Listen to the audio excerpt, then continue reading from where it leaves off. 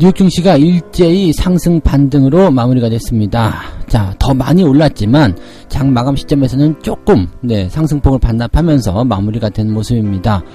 자, 게임스탑에 대한 논란이 끊이지 않고 있는데 이 게임스탑의 매수를 차단시키면서 개인 투자자들의 불만이 엄청나게 높아지고 있어요. 자, 이런 부분들이 이제 시장에는 제재를 가했다, 제재가 들어왔다라는 부분 때문에 일단은 뭐 어느 정도 안정을 찾은 것일 수도 있겠습니다만 여전히 논란의 불씨가 나오고 있습니다. 다우지수 반등의 이유들, 지표, 그리고 게임스탑의 이야기들 같이 해드리도록 하겠습니다. 삼성전자와 LG전자가 정말로 놀라운 배당금을 이제 줄 것이다라고 공시를 했습니다. 자, 삼성전자 같은 경우 특별 배당금까지 포함해서 1,900원대, 그리고 LG전자 역시도 1,000원대가 훌쩍 넘는 그런 배당률을 보여줄 것으로 예상이 되고 있습니다. 자, 이렇게 놀라운 배당을 하게 된 배경, 그리고 앞으로 또 어떻게 이런 기업들을 바라봐야 되는지 알아보도록 하겠습니다. 새해부터 블록딜이 계속적으로 나오고 있다고 합니다. 그런데 이것이 이제 매각 전에, 즉 경영권 매각이라든지 또는 지분 매각 이런 것들을 하기 전에 블록딜이 나오고 있다라고 하는데 왜 이런 시기 전에 블록딜이 나오고 있는 것인지, 도대체 그리고 블록딜은 왜 현재 시점에서 나올 것인지, 또 이런 것들은 향후에 주가에 어떤 영향을 미치게 될 것인지, 여기에 대한 이야기들 같이 전달해 드리도록 하겠습니다.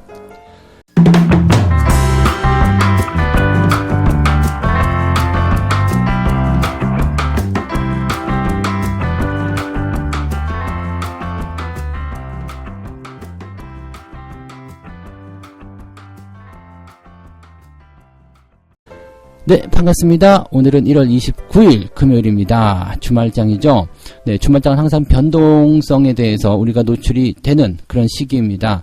그래서 월말이기 때문에 어느 정도 윈도우 드레싱 나와야 되는 거 아니야? 라고 생각하실 수도 있을 것 같기도 하고요. 네, 그래서 오늘은 약간의 반등 조금 기대를 해봐도 될 것 같죠? 미국 증시도 일단은 상승으로 마감이 됐는데 국내 증시 역시도 어제 미국과 같이 떨어졌다가 오늘 반등 나가면 딱 좋지 않겠나라는 생각도 좀 해볼 수는 있겠습니다. 다만, 자, 미국 증시의 상승도 완벽하다라고 볼 수는 없습니다. 왜냐면 지금 보시면 1월 초반에 올라왔었던 그 증시의 상승률, 그 시점보다도 지금 현저히 낮은 수준입니다. 오늘 올라왔다고 하지만 어제 내린 것보다 더 낮은 수치에서 마무리가 좀 된 거고요. 즉 많이 내리고 조금 올랐다는 이야기죠. 그리고 최근 1월 평균의 주가치로 본다라면 오히려 더 내려가 있는 그런 상태라고 우리가 판단하실 수도 있겠습니다. 물론 이제 12월보다는 조금 올라와 있는 상태긴 하죠. 1월달에 워낙 상승률이 좋았으니까 그런 모습이긴 한데 조정에 대한 부분들이 뭐 이렇게 끝나버렸다라고 생각해도 조금 애매한 그런 시기입니다. 여기서 조금 더 보여줘야 돼요. 즉 추가 상승이라든지 그 다음에 지지선은 이 즈음에서 딱 만들어주는 모습이 만들어지게 된다라면 거기에서는 이제 증시가 안정화되었다라고 생각할 수도 있겠죠. 다우지수나 나스닥 같은 경우는 일단은 상승 추세가 지속되고 있었던 시점에서 만들어진 그런 조정들이었기 때문에 단기 조정은 얼마든지 나와도 괜찮아요. 지지선만 건드리지 않는다면 말이죠. 그리고 지지선에 대한 어떤 그 폭도 굉장히 적은 편이기 때문에 조정이 깊게 들어가서 추세를 조금 망가뜨리지 않는 이상은요, 저런 조정들은 나왔다 들어왔다 나왔다 들어왔다 하는 부분들이기 때문에 시장에 크게 부담은 주지 않거든요. 그래서 이런 반등이 연속적인 상승으로 연결돼서 일단 단기적으로라도 어느 정도 안정화시켜주는 거, 그거 굉장히 중요할 것 같아요. 오늘 하루는 알아내기가 좀 어렵고요. 조금 시장을 더 봐야 되겠죠. 자, 그래서 오늘 보니까 다우지수는 이제 300포인트 가까이 이제 상승하는 모습이 좀 나타났습니다. 그래서 0.99, 한 1% 상승했다고 보시면 되겠고요. S&P 500도 같이 올랐고요. 나스닥은 0.5% 상승을 하면서 마무리가 됐습니다. 근데 이게 마감 시점에서는 요 정도지만요, 장중에는 더 많이 올랐었어요. 특히 나스닥 같은 경우는 13,530, 그러니까 전일 낙폭을 거의 다 회복하는 수준까지 갔었거든요. 그러니까 그 정도까지 올랐었는데 장 막판에 다시 상승폭을 반납하면서 주가가 하락하는 형태로 진행되었다라고 보시면 되는 거죠. 아무래도 이제 뭐 게임스탑에 대한 어떤 부분들이 부담을 계속 주고 있는 거 아닌가 생각도 됩니다. 그래서 뉴욕 증시에 나와 있는 재료들 이제부터 하나씩 좀 살펴보도록 하죠. 자, 일단 우선 찾아볼 부분들은 연준에 대한 그런 이야기들, 후속 이야기들 계속 나오고 있죠. 근데 연준에 대해서는 지금 뭐 경기가 별로기 때문에 주가가 밀렸어요. 이렇게 얘기가 되고 있었지만은 또 다시 뒤집어지고 있죠. 장이 상승하니까 얘기가 똑같은 얘기인데 다시 얘기가 나오죠. 추가 정책에 대한 어떤 그 신호를 주지는 않았습니다만 테이퍼링이라든지 또는 이제 금리의 동결이라든지 이런 것들을 통해서 시장의 우려를 잠재웠다. 긍정적으로 본다. 뭐 이렇게 또 얘기가 나오고 있는 거죠. 그러니까 어제 같은 경우는 그렇게 좋은 거였지만 경기가 나쁘기 때문에 이렇게 하는 것 아니냐 이렇게 나오는 거죠. 그러니까 이 재료라는 것 자체에 시장이 반응하는 것이 아니라 시장에 맞춰서 재료가 나오는 것이다라는 것을 우리가 꼭 생각하셔야 됩니다. 자, 그다음에 기업 실적 보면은 애플이 사상 최대 실적을 기록합니다. 어마어마하죠. 그래서 어닝 서프라이즈라고 봐야 되겠죠. 이러한 기대감들이 나오고 있는 모습이고요. 기업들 실적이 나쁘지 않은 상태로 진행되고 있기 때문에 사실 어제 같은 경우는 뭐 어닝 쇼크 기업도 있고 그래서 부담되는 부분들이 훨씬 더 많았습니다만 오늘 같은 경우는 이제 예상했었던 그런 대형 기업들의 그런 실적이 나쁘지 않았다라는 평가가 나오면서 긍정적으로 진행이 좀 됐습니다. 4분기 경제 성장률 같은 지표는요. 지금 GDP 성장률이 4%를 기록합니다. 예상치는 4.3% 정도였는데 실제로 이제 뚜껑을 딱 열어서 보니까 4% 정도. 이제 3분기에 비해서는 당연히 줄어들 수밖에 없겠죠. 왜냐면은 이제 3분기에는 아주 폭발적인 상승, 30%대 이상의 그런 성장률을 보여줬는데 4분기에는 그 3분기 성장에 더해서 4% 정도 성장했다 이렇게 보여지는 부분이 되겠습니다. 그러니까 사실은 나빴다가 올라가면서 좋아지는 시기, 폭발적으로 성장하는 시기가 바로 3분기였기 때문에 그때보다 높게 나올 수는 없어요. 그래서 전체적으로 봤을 때는 한 마이너스 3.5%, 그러니까 2020년도 미국 성장률이 마이너스 3.5% 정도로 그래도 마무리가 되었다 이렇게 보시면 되겠습니다.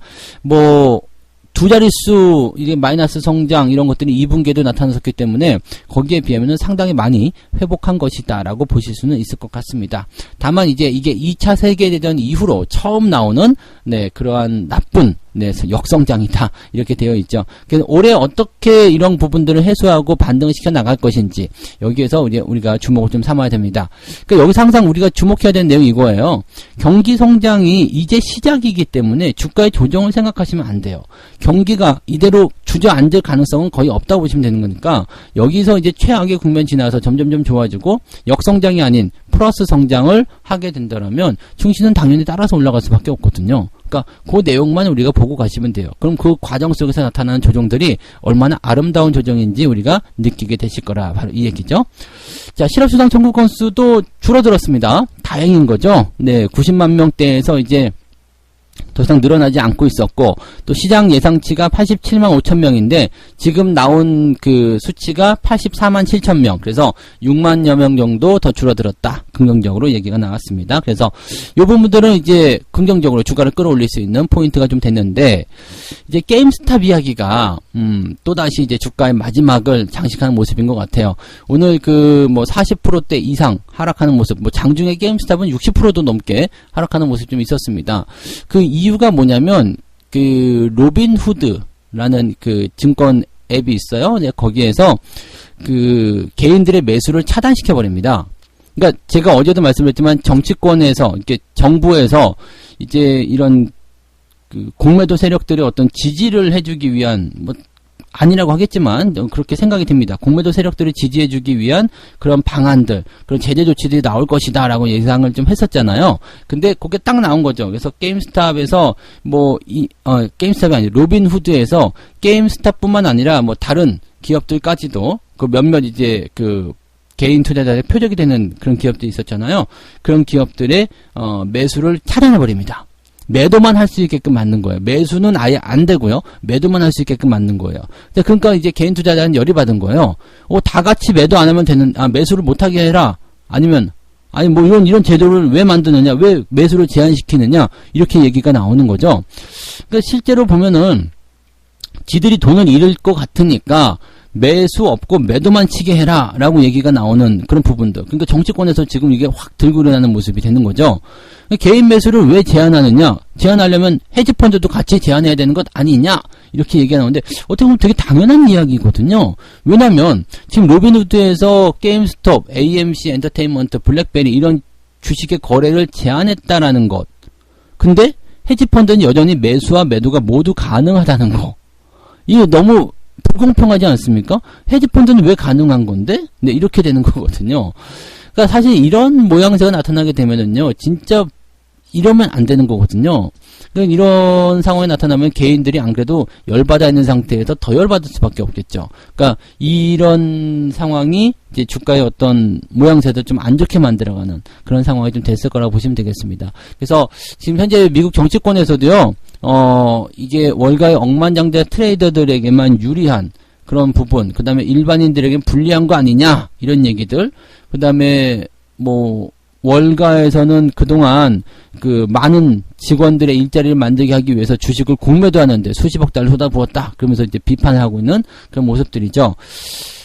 실제로 이런 조치가 일어나게 되면서 이제 주가는 많이 빠졌어요. 게임스톱이 44%, AMC 엔터테인먼트가 56% 이렇게 폭락세가 나오게 됐는데, 실제 매수를 제한해버리니까 뭐 폭락이 나타날 수밖에 없는 거고, 이렇게 폭락이 나타나게 되면 헤지펀드들이 그동안 네, 손해보고 있었던 부분들이 일정 부분 보상이 되겠죠. 그래서 슬그머니 빠져버리고, 알았습니다. 그리고 다시 열면 끝이거든. 그러니까 이렇게 나오는 게 이게 맞느냐라는 부분들이 이제 정식적으로 이제 국회에서도 이야기가 되게 되고 뭔가 문제시 되겠죠. 근데 주식 시장에는 이미 그렇게 네, 반영이 돼서 녹아들어 버릴 가능성이 높습니다. 그래서 일단은 제재가 들어갔다라는 부분들이 주가를 출렁거리게 만드는 부분, 네, 그렇게 얘기를 좀 보시면 될 것 같습니다. 그래서 요 부분이 어떻게 진행이 될 것인지는 조금 더 살펴보긴 해야 되겠습니다만, 아무튼 그냥 넘어가진 않을 것 같죠? 네, 그냥 넘어가진 않을 것 같고, 총대를 맨 사람이 나오게 하겠죠? 네, 큰 그런 덩어리들은 뒤에서 그냥 입만만 다시고 있겠지만은, 네, 이 총대를 맨 사람들은 일단은 나오게 될 테고요. 이 헤지펀드나 이런 쪽에서는 일단은 손해를 축소시켰으니까 그걸로 됐어 라고 그냥 넘어갈 수도 있겠죠. 참 이런 것들 보면 참 불공평하다라는 생각이 좀 들긴 합니다. 네, 그래서 그러한 내용들이 오늘 미국 시장에 있었던 부분들이다. 그러니까 지금 미국 시장 같은 경우는 반등이 나오긴 했는데 사실 큰 줄기상에서의 재료는 여전히 달라진 건 없어요. 그냥 끼어들었다라는 어떤 느낌의 변수 같은 경우는 이렇게 게임스톱 관련된 부분에서 공매도 세력과 싸우는 개인 투자자들, 거기에 대한 제재, 그 다음에 정치권의 반발, 이런 것들이 약간의 불안정한 모습을 좀 만들었다. 그런 정도고요. 그 다음에 어제 너무 많이 내려간 것에 대해서 이제 반발 매수, 그 다음에 실제로 제재가 들어왔으니까 이제 걱정 마.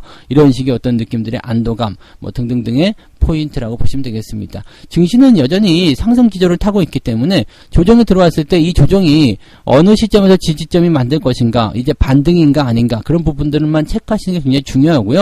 떨 필요는 없어요. 주가가 더 많이 빠져가지고 아주 박살난다, 큰일 났다, 이런 식의 포지션은 네, 결코 도움이 안 된다는 거 꼭 참고하시면 되겠습니다.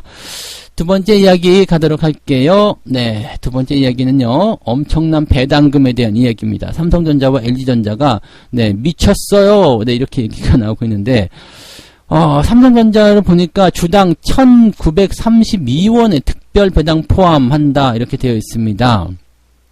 그러니까 여러분들이 지난 12월 28일 기준일이죠. 그 전에 이제 삼성전자 주식을 가지고 계셨다라면 한 주당 주당 1,930원을 받게 됩니다. 세금을 떼면 한 1,700원쯤 나오겠죠. 그 정도 받는 거야. 그 정도 받으면 100주를 갖고 있으면은 17만원, 1000주를 갖고 있으면 170만원, 이렇게 받게 되시는 겁니다. 이야, 멋지겠네요. 그죠?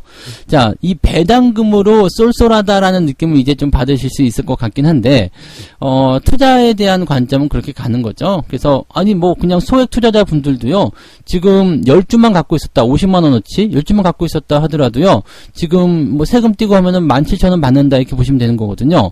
네. 50만원어치 갖고 있었다, 500만원어치 갖고 있었다, 그렇다 한다라면, 네, 17만원 정도 받는 거고요. 근데 그 정도까지 아니고, 그냥 10주, 한 20주 정도 갖고 있으면 34,000원. 그럼 통닭 한 마리 나오잖아요. 배당금으로, 그럼 괜찮잖아. 외식도 할 수 있고요. 그래서 그런 것들, 이게 배당주의 매력이에요. 또 그걸 가지고, 만약에 한 30주 정도 갖고 있어가지고, 한 5만원 넘게 나왔다. 그럼 삼성전자 주식을 또 한 번 살 수 있는 거고요. 그죠? 이런 것들을 우리가 좀 생각해 볼 필요가 있어요. 그 다음에 가격대를 저 밑에 쪽으로 해가지고 매수를 했어. 그러면은 이제 4만원대, 5만원대 매수했다. 그러면은, 이게 배당률이 어마어마하잖아요. 지금 연말 배당이. 그러니까 이런 것들이 굉장히 긍정적이라고 보셔야 되는 거죠. 배당 투자에 대한 매력은 여기에 있는 겁니다. 여기다가 지금 내년도, 올해부터죠? 올해부터 이제 배당 규모를 또 확장을 시킵니다. 그래서 지금 9조 8천억 정도로 책정이 됐습니다. 나누기를 하게 되면 약 410원? 네. 410원 정도, 이제, 분기 배당이 나오게 돼요. 분기 배당이 410원이니까, 1년치로 따지게 되면 1640원, 50원, 그 정도 되는 것 같은데, 그 정도 배당은 작년보다도 훨씬 더 높아집니다. 작년에는 350원대 배당이었는데 이제 400원대 넘어가는 거죠. 이게 뭐냐면 전부 다 저거죠. 네, 그 상속세 재원을 만들기 위한 부분들이고요. 특별 배당 같은 경우도 이제 또 3년 후에 또 여러분들 받으실 수 있어요. 그러면은 3년 후에 주가가 어느 정도까지 움직였을지는 아직까지는 모르겠지만, 네, 충분히 여러분들이 그 배당을 통해서 또는 이제 앞으로 실적이라든지 앞으로 업황 개선 이런 것들을 통해서 주가가 더 많이 올라가 있을 것이라는 것을 의심할 필요는 없겠죠. 그래서 삼성전자는 그래서 장기 투자라는 말이 나오는 거죠. 이번에 특별 배당을 통해 가지고요. 삼성 총수 일가가 1조 300억 원의 배당금을 받을 전망이다라고 되어 있습니다. 딱 들어맞습니다. 기가 막히죠. 예전에 제가 한번 계산해 드린 적이 있어요. 원래는 이제 7천억에서 8천억 정도 이렇게 받고 있었는데 지금 1조 원대 훅 넘어가죠. 네, 그 다음에 이렇게 되면은 한 5년 정도 계속 배당금 확장했을 때 이런 상속 재원을 충분히 다 보충시킬 수 있다라는 거. 그래서 삼성 관련한 기업들은요, 지금 뭐 이렇게 배당과 연결되어 있는 또 이재용 줄기로 연결되어 있는 그런 기업들은 당분간은 매도하시는 게 아니다라고 생각하시면 되겠습니다. 자, LG전자도 지금 사상 최대 실적을 통해 가지고요, 11년 만에 최대 규모의 배당을 준다라고 되어 있습니다. 2010년도에는 배당금을 좀 많이 줬어요. 2010년도도 뭐 증시가 나쁘지 않았기 때문에 네, 배당금을 좀 많이 줬는데. 이제 올해 같은 경우도요, 1,200원, 보통주에 1,200원, 우선주에 1,250원을 준다고 합니다. 그러니까 삼성전자하고 LG전자 두 개 갖고 계신 분들은 일일이 만보가 된 거죠. 그냥 어디 휴가 계획 세우셔도 될 것 같아요. 배당금 가지고. 네, 보통 보면은 이제 배당금 가지고 뭘 하기는 조금 애매해서 다시 주식에 재투자하시는 분 계시는데, 이럴 때는 배당금 빼셔가지고요, 그냥 뭐 재밌는 거, 맛있는 거 사먹고 놀아도 좋지 않을까 생각이 들기도 합니다. LG전자가 지금 실적이 굉장히 좋았죠. 그래서, 3조 1950억 영업이익이요.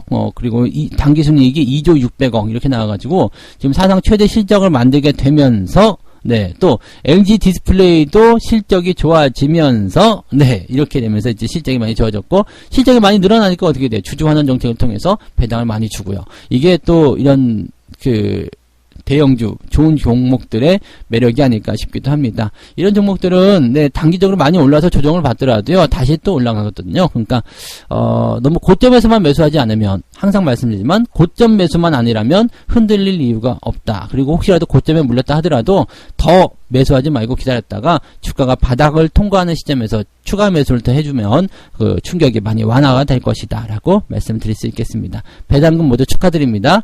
저도 축하받아야 돼요.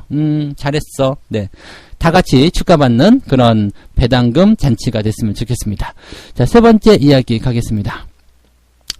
매각 전에 지분 다이어트를 하는 것 같다. 새해부터 줄이는 블록딜. 이 블록딜은 뭐냐면 시간 외 대량 거래입니다. 시간 외 대량 거래. 왜냐면 이제 대량 거래에 대한 지분을 덩어리로 이제 갖다 던지는 거예요. 덩어리로 넘기는 건데, 이것을 장중에 갖다가 팔게 되면 당연히 시장의 영향을 많이 받겠죠. 네, 이게 매도가 나오는 거니까 주가가 폭락할 가능성이 높단 말이에요. 그래서 그런 시장의 영향을 최소화시키기 위해서 시간 외에다가 파는 것을 이제 블록딜이라고 합니다. 근데 이 블록딜이 지금 어느 쪽에서 나타나고 있냐면 경영 참여형 사모펀드 운용사들의 블록딜 움직임이 늘어나고 있다. 그러니까 사모펀드의 블록딜이 늘어난다. 운용사의 블록딜이 늘어난다. 이렇게 보시면 되는 거예요. 왜 그러느냐, 이런 거죠. 경영권을 이제 내가 보유하겠다, 또는 경영권에 참여하겠다, 또 지분에 투자하겠다, 이렇게 밝힌 그런 펀드의 그런 움직임에서 이제 블록딜이 일어나고 있다는 이야기예요. 근데 이거는 도대체 경영권을 보유한다더니 블록딜이 왜 나오는 건데? 이렇게 지금 우리가 보실 수가 있거든요.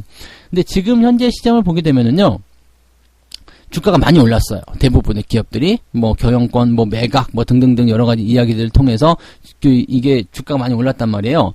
주가가 많이 올랐는데 여기에서 이제 뭔가 이제 부담감이 될 수 있는 상황들은 뭐냐면, 어쨌든 간에 지금 이 경영권 매각이라든지 또는 여러 가지 그런 가지고 있는 것들을 팔아야 되는 이런 상황이 좀 벌어졌을 때, 규모가 크게 되면은 이제 뭔가 부담감이 커지겠죠. 가격적인 부담감이라든지 이런 것들이 커질 수밖에 없거든요. 그래서 그것을 줄이기 위해서 블록딜을 하는 것이다 라고 얘기를 하는 부분입니다. 거기에다가 지금 보면은 이제 주가가 많이 올랐기 때문에 특별하게 이제 영향을 주지 않는 범위 내에서 차익 실현이 나가는 거죠. 즉 예를 들어서 나한테 필요한 게 5% 지분이다. 근데 나는 지금 6% 가지고 있어. 근데 주가가 많이 올랐어. 그러면 그 부분만큼 딱 덜어내가지고 팔아먹는 그런 형태가 될 수 있는 거거든요. 그 다음에 이제 이렇게 해서 팔아먹고 또 밑에서 다시 살 수도 있겠지만은 지금 현재는 이렇게 하면서 자기들이 원하는 부분으로 이제 이끌어가고 있는 거고 돈도 벌고 님도 보고 뽕도 따는 그런 형태의 모습이라고 보시면 되겠죠. 이 블록들 같은 경우는 일단은 대량 매도라고 이제 구분이 좀 되는 경우가 많이 있어요. 근데 매도가 나가면은 매수한 사람도 있는 거거든요. 서로 주고받고 하는 거기 때문에 뭐가 딱 악재다 호재다 아니면 매도가 많이 나왔다 뭐 매수가 많이 나왔다 이렇게 보실 게 아니라요.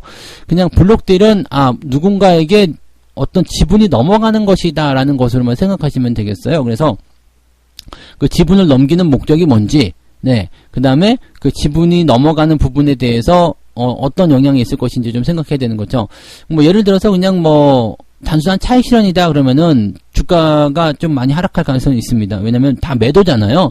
차익 실현이라는 매도이기 때문에 그런 부분에서는 이제 그 부담감이 좀 생길 수 있겠고요. 그 다음에 뭐 경영권을 넘기기 위함이다. 뭐 아니면 뭐 그런 식으로 이제 될 수도 있겠죠. 지분을 넘기기 위함이다. 이렇게 되는 것들도 전부 다 이제 매각으로 일단 매도로 보기 때문에 거기에 대해서 이제 부담감 좀 느끼고 있는데 다시 생각하게 되면은요. 매수한 사람들은 바보라서 그렇게 샀을까라는 생각 좀 해보는 거예요. 매수한 사람은 바보라서 이 높은 가격에 샀을까? 네. 그래서 블록딜 같은 경우는 나올 때 대체적으로 보게 되면 블록딜이 나오는 그 시점에서는 주가가 하락하는 경우가 많이 있어요. 일단은 주가가 하락을 하거든요. 하락하고 나서 어느 정도 저점 잡고 나면 블록딜을 했었던 그 시점보다도 더 많이 올라가는 경우들이 대체적으로 있습니다. 근데 그 기간이 그냥 바로 뭐 한 일주일 후에 내려가서 저점 잡고 다시 올라가서 한 2주 후에 정고점 넘어가고 이런 게 아니라요. 시간은 굉장히 오래 걸립니다. 네, 그것만 아시면 될 것 같아요. 그래서 블록딜 시점에서는 이제 단기성 부분에서의 부담감들이 확 커지는데 중장기적으로는 어쨌든 그 자리에 넘어간다라는 그런 느낌들만 가져가셔도 되는 거죠. 그래서 블록딜을 아주 나쁘게 보는 것은 아니지만 당장 여러분들에게는 고점 매수가 되셨던 분들, 주가가 많이 올라온 상태에서 매수하셨던 분들에게 블록딜이라는 것은 굉장히 좀 단기적으로 짜증나는 상황이 될 수도 있다라고 생각을 해주셔야 되는 겁니다. 그래서 그런 정도로 참고하시면 좋을 것 같습니다. 자, 세 가지 이야기 전달을 해드렸네요.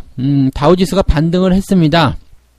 뭐 지표도 좋고 어제 나왔던 이야기도 뭐 좋고 다 좋은데 이 게임스탑과 관련된 부분에서의 논란이 정치권으로 번지고 있다. 약간은 부담이 조금 생길 수 있는 내용이 좀 되었다라고 생각하시면 될 것 같습니다.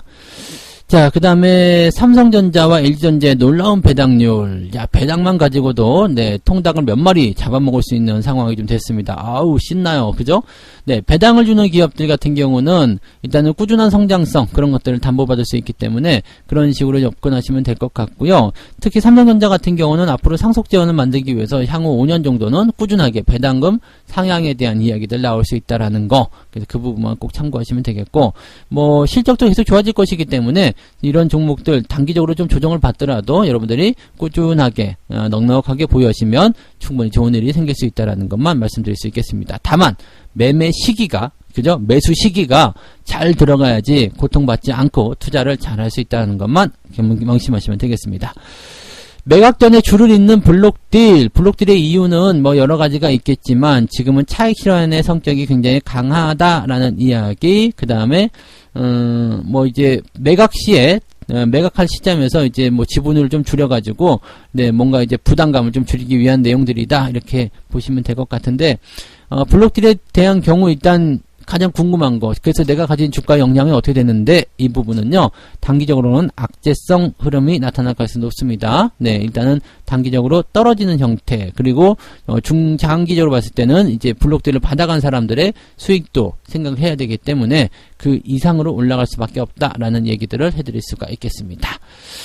자, 책 한 꼭지 읽고 마무리하도록 하겠습니다.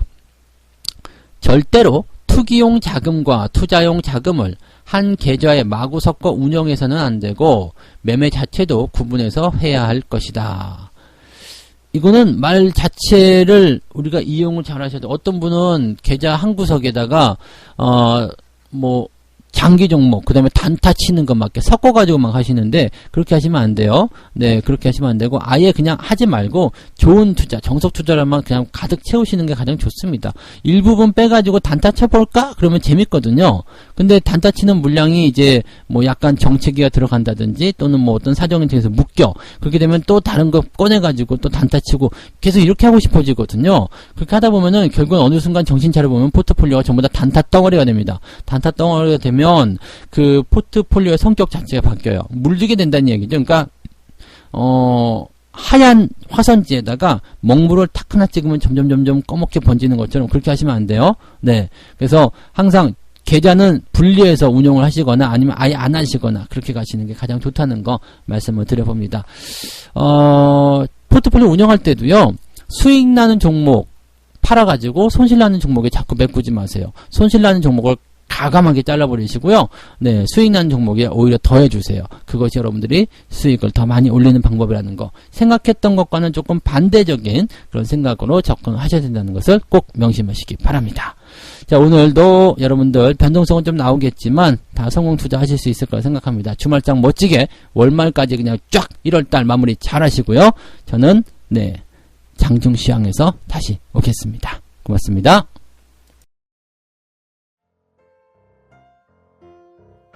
본 방송에서 제공되는 모든 정보는 투자 판단의 참고 자료이며 투자의 최종 책임은 본 방송을 이용하는 본인에게 있습니다.